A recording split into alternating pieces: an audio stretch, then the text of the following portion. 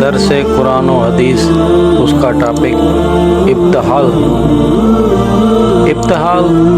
کی معنی ہے اللہ کے سامنے گڑ گڑانا، نذر اور عاجزی کرنا، اللہ سبحانہ و تعالیٰ کی طرف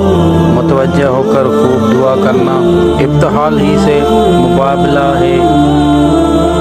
مقابلہ میں یہی ہوتا ہے کہ دو فریق اللہ سبحانہ و تعالیٰ کی طرف متوجہ ہو کر دعا کرتے ہیں کہ ہم میں سے جو جھوٹا ہے اس پر اللہ سبحانہ و تعالیٰ کی لعنت ہے۔ جب نجران کے عیسائیوں کا ایک وفد جو کہ 60 افراد پر مشتمل تھا، حضور اکرم صلی اللہ علیہ وآلہ وسلم کی خدمت میں حاضر ہوا اور اس نے حضرت عیسیٰ علیہ السلام کے بارے میں بحث مباحثہ کیا، آپ نے اس وفد کے شرکاء کا عقیدہ توحید اور حضرت عیسیٰ علیہ السلام کا حقیقی مقام سمجھانے کی کوشش کی، لیکن وہ اعتراض بے حق پر آمادہ نہ ہوئے۔ تب آپ حضرت محمد مصطفیٰ صلی اللہ علیہ وسلم نے اللہ سبحانہ و تعالیٰ کے حکم سے انہیں مباہلہ کی دعوت دی اور فرمایا، آپ ان سے کہہ دیجئے کہ آؤ، ہم اپنے بیٹوں کو اور تم اپنے بیٹوں کو، ہم اپنی عورتوں اور تم اپنی عورتوں کو، ہم اپنے آپ کو اور تم اپنے آپ کو لے آؤ، پھر ہم خوب خشوع اور عاجزی سے اللہ سبحانہ و تعالیٰ سے دعا کریں کہ ہم میں سے جو جھوٹا ہے اس پر اللہ سبحانہ و تعالیٰ کی لعنت ہے۔ چنانچہ یہ لوگ دل سے حقیقت کو جان تو چکے تھے، مگر زبان سے تسلیم کرنے میں انہیں اپنی عزت اور وجاہت اور سیادت اور قیادت کی موت دکھائی دیتی تھی، اس لیے وہ مباہلہ کے لیے تو تیار نہ ہوئے، البتہ سالانہ جزیہ دینے پر راضی ہو گئے۔ لیکن ہمیں اس وقت مباہلہ کی حقیقت کے بارے میں بحث نہیں کرنی، بلکہ ابتحال جو کہ ایک اہم ایمانی صفت اور اہل ایمان و تقوی کی خاص نشانی ہے، اس کے بارے میں قرآن حدیث کی روشنی میں چند گزارشات پیش کرنا چاہتے ہیں۔ قرآن کریم میں متعدد مقامات پر اللہ سبحانہ و تعالیٰ نے اپنے مخصوص بندوں کو جو امتیازی صفات بیان فرمائی ہیں، ان میں سے ایک صفت ابتحال بھی ہے، یعنی وہ رب ذل جلال کے سامنے روتے گڑگڑاتے اور تضرع کے ساتھ دعائیں کرتے ہیں۔ سورہ اسراء میں ہے، جن لوگوں کو اس سے پہلے علم دیا گیا ہے، جب وہ ان کو پڑھ کر سنایا جاتا ہے تو وہ ٹھوڑیوں کے بل سجدے میں گر پڑتے ہیں اور کہتے ہیں کہ ہمارا پروردگار پاک ہے، بے شک ہمارے پروردگار کا وعدہ پورا ہو کر رہا، اور وہ ٹھوڑیوں کے بل گر جاتے ہیں اور روتے جاتے ہیں، اور اس سے ان میں اور زیادہ عاجزی پیدا ہوتی ہے۔ سورہ سجدہ میں ہے، ان کے پہلو پنجوٹوں سے الگ رہتے ہیں اور وہ اپنے پروردگار کو خوف اور امید سے پکارتے ہیں، اور جو مال ہم نے ان کو دیا ہے اس میں سے خرچ کرتے ہیں۔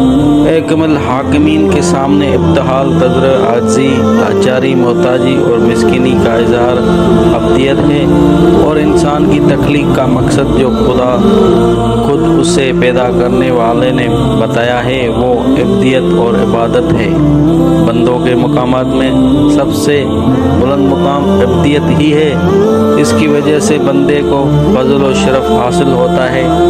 ہمارے آقا حضرت محمد مصطفیٰ صلی اللہ علیہ وآلہ وسلم ساری مخلوقات اور کائنات میں سب سے فائق تھے۔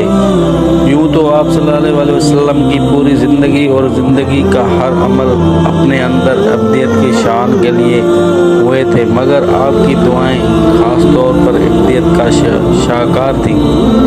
دعا کرتے ہوئے آپ صلی اللہ علیہ وآلہ وسلم پر ابتحال کی ایک خاص کیفیت طاری ہو جاتی تھی، آنکھوں سے آنسو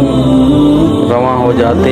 لب کپ کپانے لگتے، جسم کے رونگٹے کھڑے ہو جاتے، ہاتھ آسمان کی طرف اٹھ جاتے اور پھر اٹھتے ہی چلے جاتے۔ حضرت انس رضی اللہ تعالیٰ عنہ سے روایت ہے کہ میں نے رسول پاک صلی اللہ علیہ وسلم کو دعائے میں دونوں ہاتھ اٹھائے ہوئے دیکھا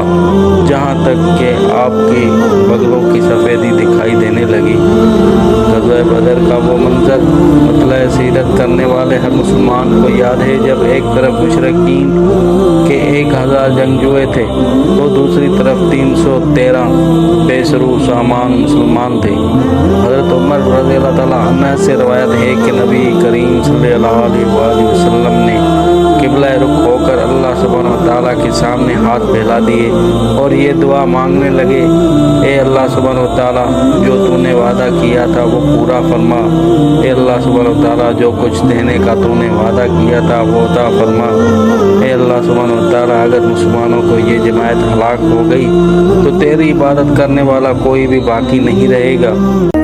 یہ دعا کرتے ہوئے آپ پر ابتحال کی کچھ ایسی کیفیت طاری ہوئی کہ آپ کے کندھے سے چادر گر گئی اور آپ کو خبر بھی نہ ہوئی۔ حضرت ابو بکر رضی اللہ تعالیٰ عنہ آئے اور انہوں نے چادر اٹھا کر شانہ مبارک پر ڈالی اور پیچھے سے لپٹ کر عرض کیا، یا نبی حضرت محمد مصطفیٰ صلی اللہ علیہ وسلم، اتنی ہی دعا کافی ہے، بے شک اللہ سبحانہ وتعالیٰ نے آپ سے جو وعدہ کیا ہے وہ اسے پورا فرمائے گا۔ آپ حضرت محمد مصطفیٰ صلی اللہ علیہ وسلم کی وہ دعا بھی بڑی عجیب تھی۔ جب آپ نے اپنی امت کو یاد کرتے ہوئے بارگاہ الہی میں ہاتھ اٹھائے اور یہ عرض کرتے ہوئے آپ صلی اللہ علیہ وسلم رو پڑے، اے اللہ سبحانہ وتعالیٰ میری امت پر رحم فرما، میری امت پر رحم فرما۔ اللہ عز و جل نے سب کچھ جانتے ہوئے بھی حضرت جبریل علیہ السلام سے کہا، جاؤ حضرت محمد مصطفیٰ صلی اللہ علیہ وسلم سے پوچھو کہ آپ کیوں رو رہے ہیں۔ حضرت جبریل علیہ السلام نے حاضر خدمت ہو کر سوال کیا، آپ صلی اللہ علیہ وسلم نے امت کے بارے میں اپنی فکر مندی کے بارے میں انہیں آگاہ کیا تو اللہ سبحانہ وتعالیٰ نے فرمایا، اے جبریل علیہ السلام جاؤ حضرت محمد مصطفیٰ صلی اللہ علیہ وسلم کی خدمت میں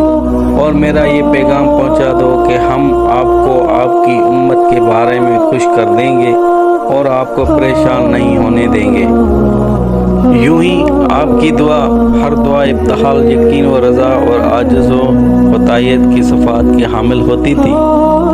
بسا اوقات جب آپ سحر کے مبارک وقت میں مصروف دعائیں ہوتے تھے تو آپ کے سینے سے رونے کی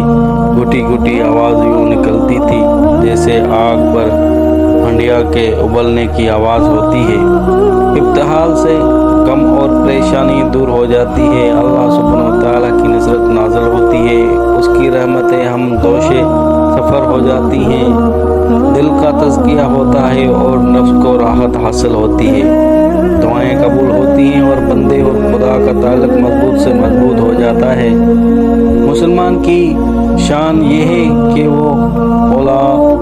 تو ہم وقت ہی اسی پر ابتحال اور توجہ اللہ کی کیفیت طاری رہے گی، وگرنہ بوقت دعائیں ابتحال بہرحال ضروری ہے۔ وہ دعائیں جو ڈھلمل، یقین، تغافل، کاہلی، بے نیازی اور عدم توجہ کے ساتھ کی جاتی ہیں وہ قبولیت اور اجابت سے محروم رہتی ہیں۔